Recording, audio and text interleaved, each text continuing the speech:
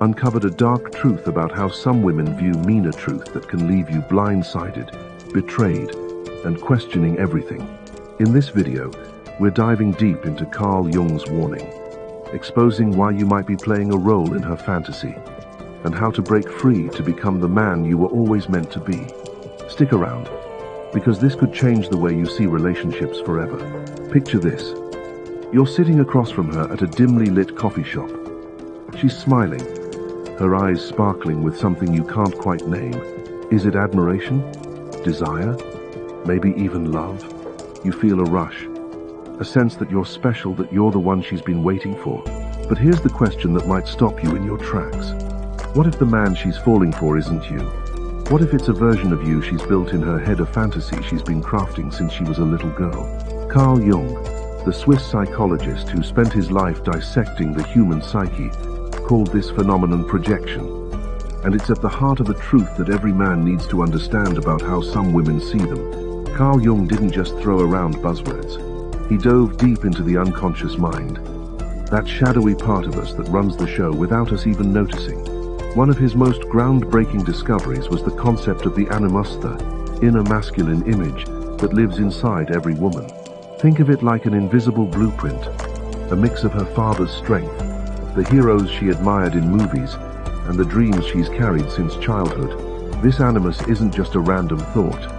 It's a powerful force that shapes how she sees the men. When she looks at you, she's not always seeing you, the guy who forgets his keys, loves late-night tacos, or gets nervous before a big meeting. No, she's often seeing the animus, the idealized man she's projected onto you. Let's make this real with a story. Meet Jake, a 30-year-old graphic designer who thought he'd found the one.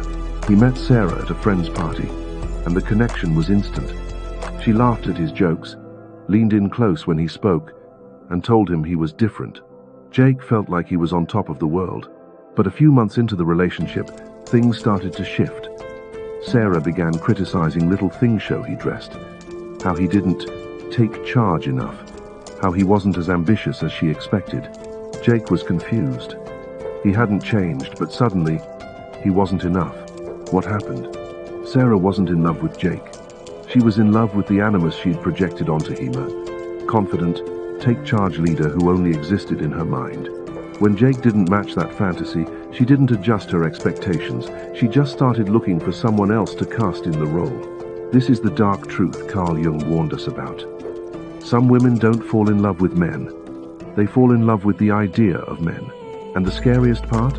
Most of them don't even realize they're doing it. Carl Jung described the animus as a kind of psychological lens. When it's underdeveloped or unchecked, it distorts reality. It's like she's wearing glasses that make every man look like the hero in her personal movie until he steps out of character. And when that happens, she doesn't rewrite the script. She just replaces the actor. You might think you're being chosen for who you are, but often, you're being cast to play a part you didn't even audition for. So, how do you know if you're caught in this trap? Here are 3 signs to watch for. Sign 1. She wants you to change constantly. Does she keep pushing you to be someone you're not? Maybe she wants you to be more outgoing, more successful, or more like the perfect guy she imagines. It's not about improving you. It's about molding you to fit her animus. Jake noticed this when Sarah kept comparing him to her ex, who was a go-getter. She wasn't seeing Jake's quiet creativity as a strength. She saw it as a flaw because it didn't match her idealized image. Sign 2. Her affection feels conditional. One day, she's all over you, calling you her hero. The next, she's distant because you didn't live up to some unspoken expectation. If her love feels like a reward for performing correctly, that's a red flag. Carl Jung taught that true connection comes from seeing someone as they are, not as a projection of what you want them to be. Sign 3. You feel like you're acting. Deep down, do you feel like you're playing a role to keep her happy? Maybe you're hiding parts of yourself, your insecurities, your quirks, because you're afraid she won't accept the real you. That's the animus at work, pulling you into her fantasy and away from your authentic self. Why does this happen? Carl Jung believed the animus, when unintegrated, becomes a kind of unconscious tyrant. It drives women to chase men who fit their fantasy, sometimes dangerous men, sometimes perfect men, while rejecting those who don't. It's not that women are manipulative or shallow, it's that they're often unaware of the animus pulling the strings. And here's where it gets tricky for men. You fall for it because no one taught you to spot it. You mistake her desire for you as being known, when really, you're just the latest face in her ongoing story. But let's pause and flip the script for a second. This isn't about blaming women. Carl Jung was clear that projection isn't a one-way street. Men project their own inner feminine, the anima, onto women too. We'll dive deeper into that later, but for now, know this. The problem isn't her. The problem is when you don't see the projection for what it is. You keep trying to fit her mold, bending yourself into shapes that don't feel right. All to avoid the one thing scarier than losing her, losing yourself. So, what's the cost of staying in her fantasy? That's what we're diving into next. Because when you play the role she's cast you in, you're not just risking a broken heart, you're risking something far more precious, your own identity. Stick around, because Carl Jung's insights are about to show you why this game is more dangerous than you think. You've felt it, haven't you? That moment when her approval makes you feel like you're 10 feet tall. Her smile, her words, her touch, they tell you you're enough. But what happens when that approval starts to slip? When her eyes don't light up the way they used to? Suddenly, you're scrambling, trying to figure out what you did wrong, how to get back to being the man she seemed to love. This is where Carl Jung's warning hits hard. When you live in the script of her projection, you're not just risking a breakup, you're risking yourself. Welcome to the dangerous game of playing a role in someone else's fantasy. And let's talk about what it really costs you. In the last chapter, we uncovered Carl Jung's dark truth. Some women don't see you for who you are. They see the animus, the idealized man they've projected onto you. But here's the flip side. You fall for it. You mistake her desire for understanding, her choice for love.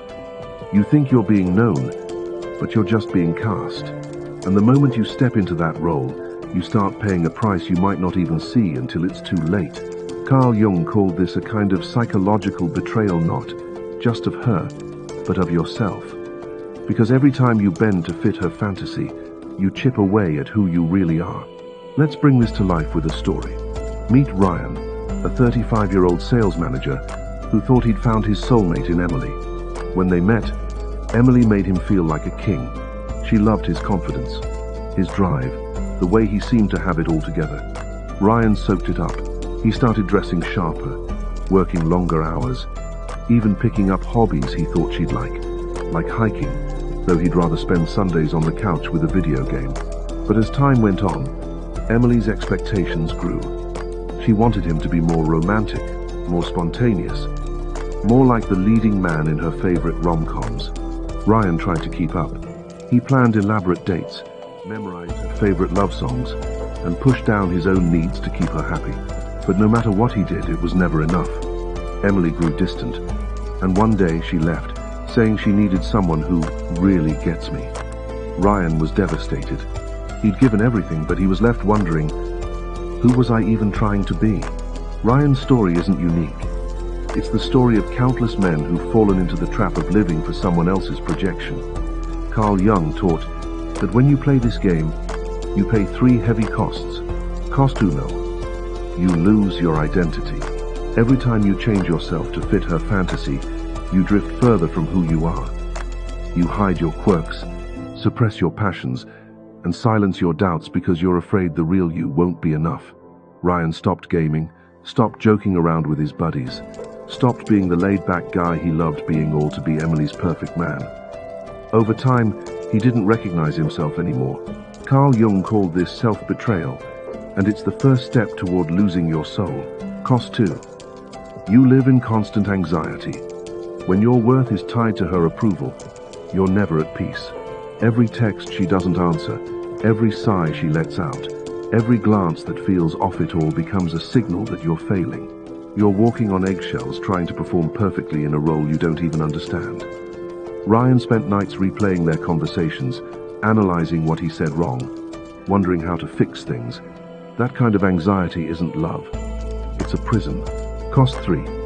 You set yourself up for heartbreak. The cruel irony of projection is that it's doomed to fail. No man can live up to an idealized fantasy forever. When you inevitably fall short because you're human, she doesn't adjust her expectations. She moves on, looking for the next actor to play the part. Ryan thought Emily left because he wasn't enough, but the truth was simpler. He was never the man she fell for. He was just a stand-in for her Animus, and when he couldn't keep up the act, the curtain fell.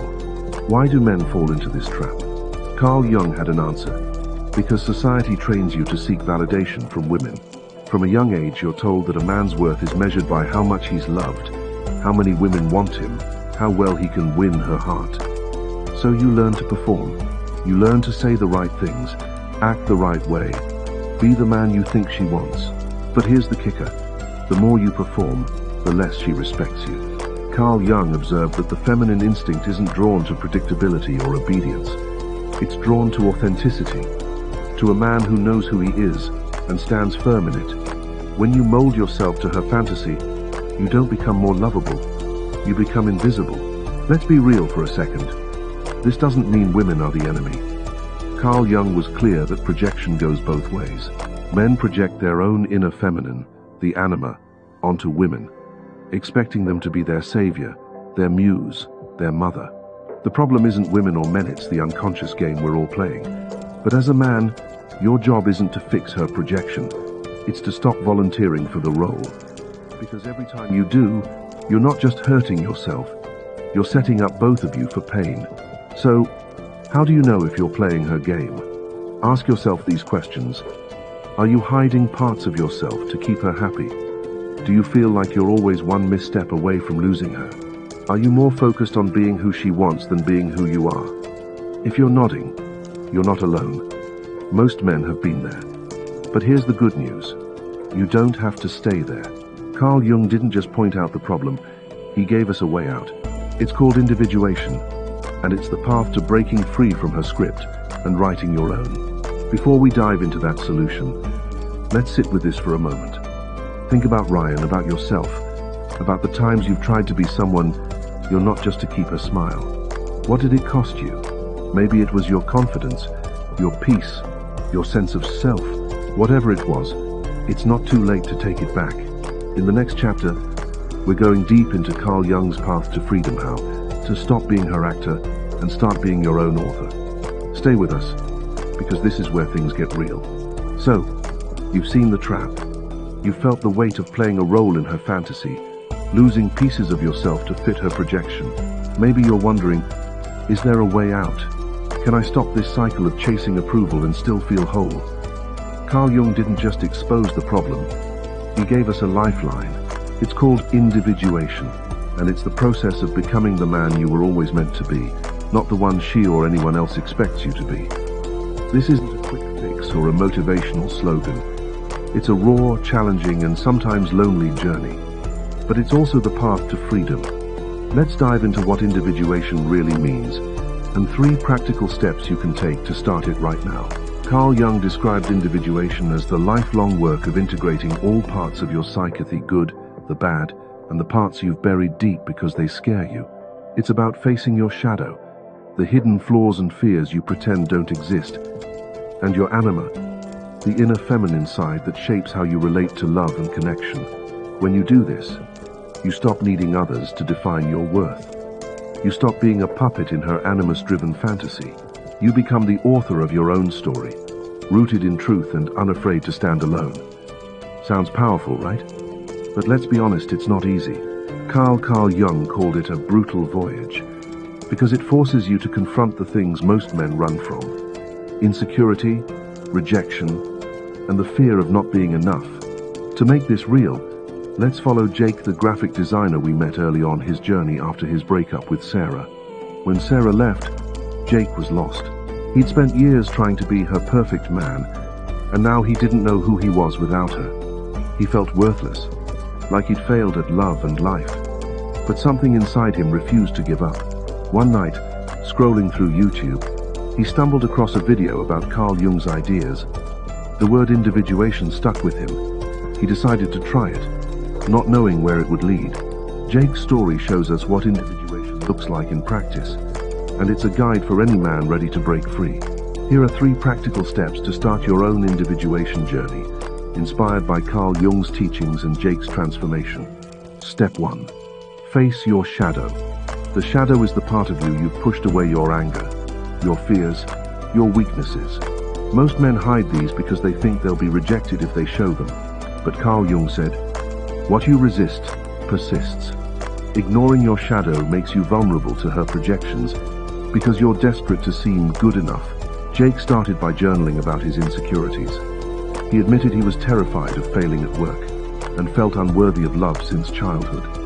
It was painful to write, but it was also a relief. For the first time, he wasn't pretending to be perfect. Try this. Write down one thing you're ashamed of. Don't judge it, just let it be. Then ask, how has hiding this shaped my choices in relationships? This small act of honesty cracks open your shadow and starts the healing. Step 2. Reclaim your anima. The anima is your inner feminine, the part that craves connection, vulnerability, and love. Men often project this onto women, expecting them to complete them. Carl Jung warned that until you integrate your anima, you'll keep chasing women to fill a void that's yours to fill. Jake realized he'd been looking to Sarah to make him feel worthy, like she was his missing piece. To reclaim his anima, he started spending time alone, reflecting on what he wanted from life, not what she expected. He picked up painting again, a hobby he'd abandoned because Sarah thought it was unproductive. It wasn't about the art, it was about listening to his own heart. Try this. Do one thing that feels vulnerable but true to you. Maybe it's writing poetry, calling a friend to talk about your fears, or just sitting in silence. This reconnects you to your anima and reduces your need for her approval. Step 3. Build your own worth. Individuation means defining your value from within, not from her smile or her words. Carl Jung taught that a man who knows his worth can't be seduced by projections because he's already whole. Jake started small. He set a goal to improve his design skills, not to impress anyone, but because it made him proud. He joined a gym, not to look better for women, but to feel strong in his own body. Over time, he noticed a shift. He stopped caring so much about what others thought. He was enough, not because someone said so, but because he believed it. Try this. Pick one goal that's just for you: learning a skill, getting healthier, or pursuing a passion. Commit to it for 30 days. Each step you take builds a foundation of self-worth that no one can take away. Jake's journey wasn't smooth. There were nights he doubted himself, moments he missed Sarah's validation. But as he faced his shadow, reclaimed his anima, and built his worth, something changed. He started attracting different Pio-plano women who wanted a perfect man, but friends and partners who valued the real him. He wasn't performing anymore. He was living. And that's the power of individuation. It doesn't just free you from her fantasy, it frees you to be fully alive. Let's address the elephant in the room. Individuation is lonely. Carl Jung warned that this path isn't for everyone. As you start to see through projections, you'll notice the games people play, the masks they wear, the lies they tell themselves. And when you stop playing along, some will pull away. Friends might call you too serious.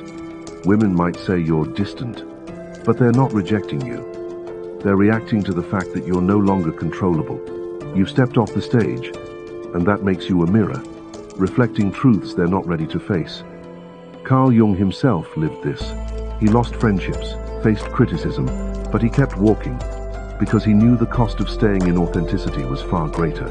Here's the payoff, though. Individuation doesn't make you cold or isolated.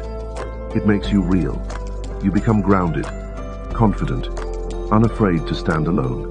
And paradoxically, that's when you start attracting the right connections. Not women who need you to play a role, but those who see you for you. Jake met Lisa a year into his journey.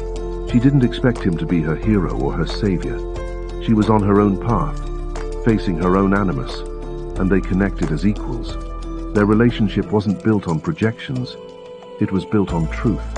So, where do you start? Right now, take a deep breath and ask yourself, what's one part of me I've been hiding to please someone? That's your first step.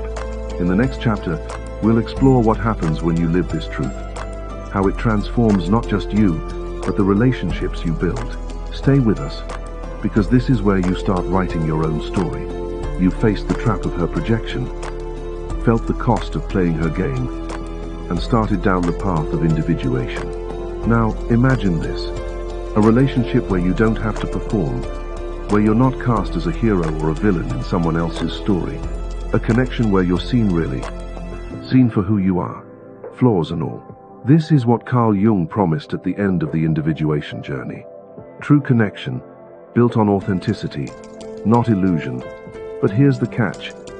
It's not just about you becoming real. It's about finding someone who's done the same work, someone who's faced their own inner world. Let's explore what that looks like, and how living as your true self transforms the relationships you build.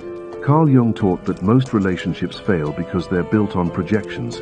Men project their animus, their inner femininity, onto women, expecting them to be saviors or muses.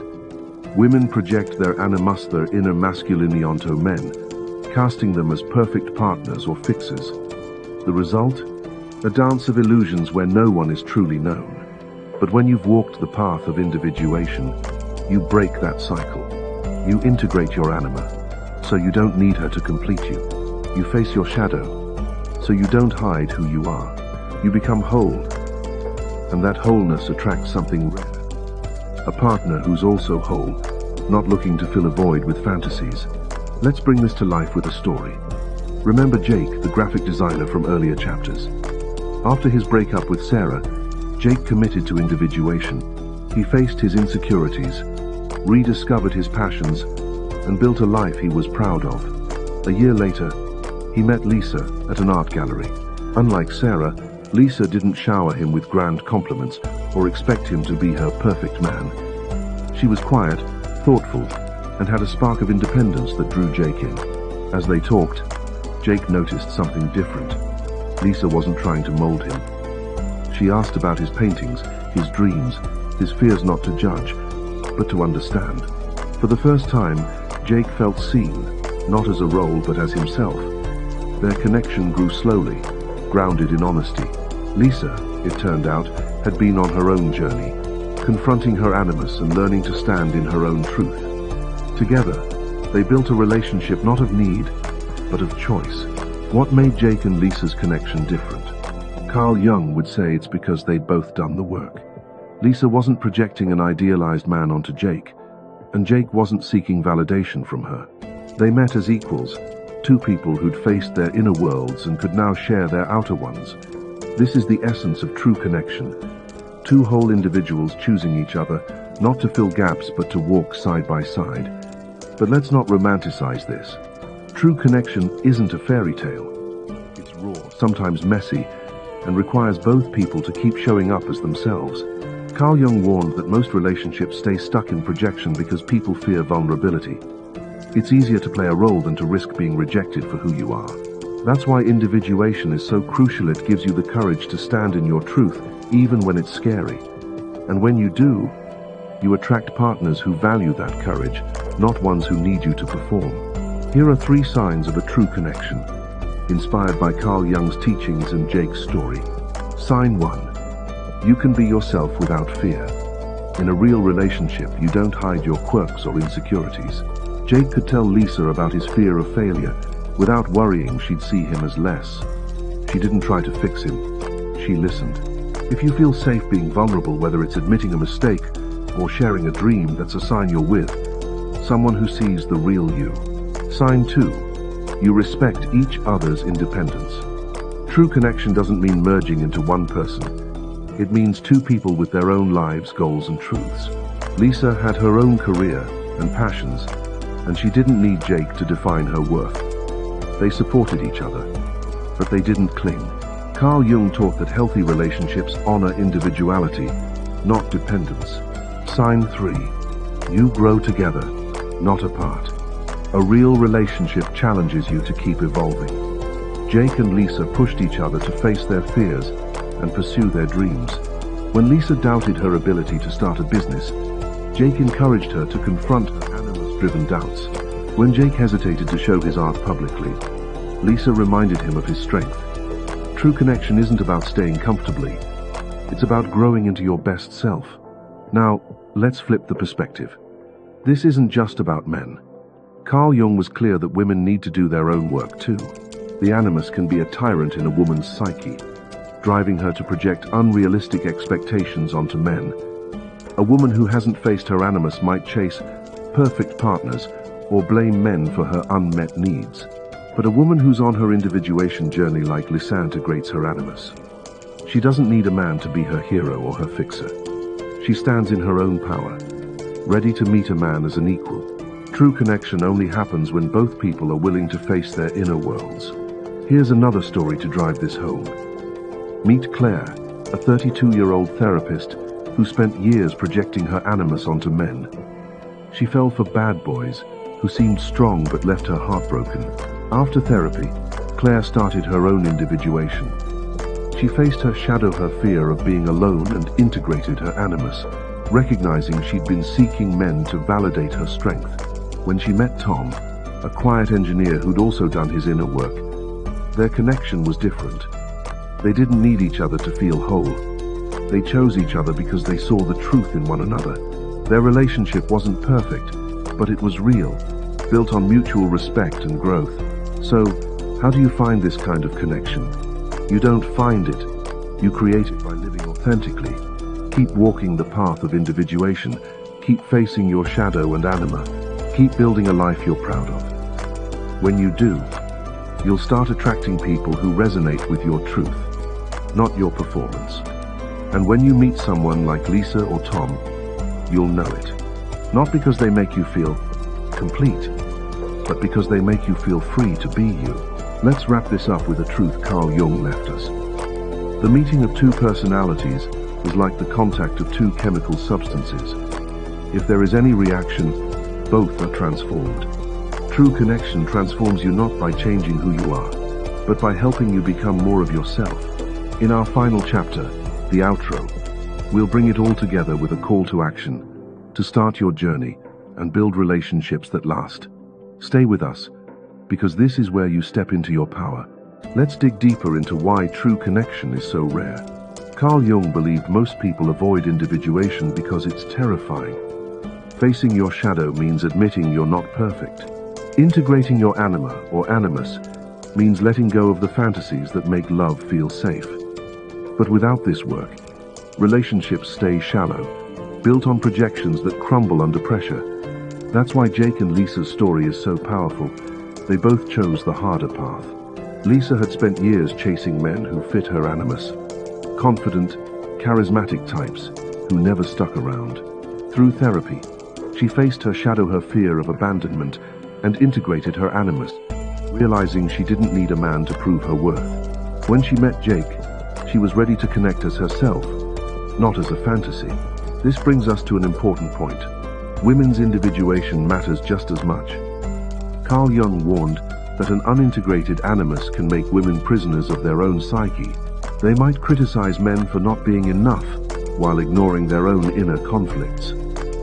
A woman on her individuation journey, however, is a force. She's not looking for a savior or a project, she's looking for a partner. She's done the work to know herself, so she can see you for you. That's why Lisa didn't pressure Jake to change. She valued his authenticity because she'd fought for her own. Here's another example to show how this works both ways. Meet Mark and Elena, both in their late 30s.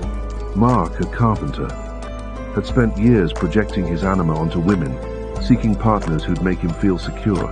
After a string of failed relationships, he started individuation, facing his fear of rejection and rebuilding his confidence through his craft.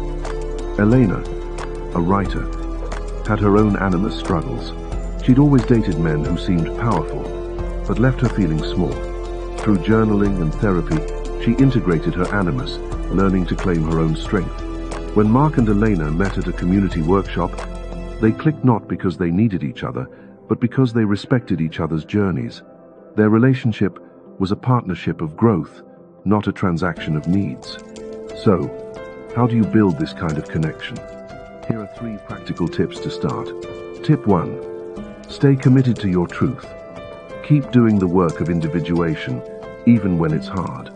When you live authentically, you send a signal to the world. This is who I am. That signal attracts people who value the real you. Jake kept painting, even when friends teased him. That authenticity drew Lisa in. Tip 2. Seek partners who grow. Look for someone who's curious about themselves, who's willing to face their own shadow and animus. Elena's openness about her struggles showed Mark she was real. Ask potential partners, what's something you've learned about yourself recently? Their answer will tell you if they're on a journey. Tip 3. Embrace vulnerability. True connection thrives on honesty. Share your fears, your dreams, your truth, not to impress, but to connect. When Mark told Elena about his fear of failing as a provider, she didn't judge. She shared her own fears, and it deepened their bond. Try this. Next time you're with someone you care about, share one real feeling. It's scary, but it's the foundation of real love. Carl Jung's vision of love wasn't about finding the one. It was about two people meeting as themselves, free from projections, ready to transform together.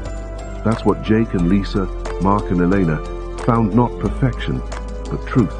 And that truth is available to you too, if you keep walking the path. In our outro, we'll tie it all together with a call to start your journey and build connections that last. Don't go anywhere, because this is your moment to choose yourself. And there it is, the truth Carl Jung left for us.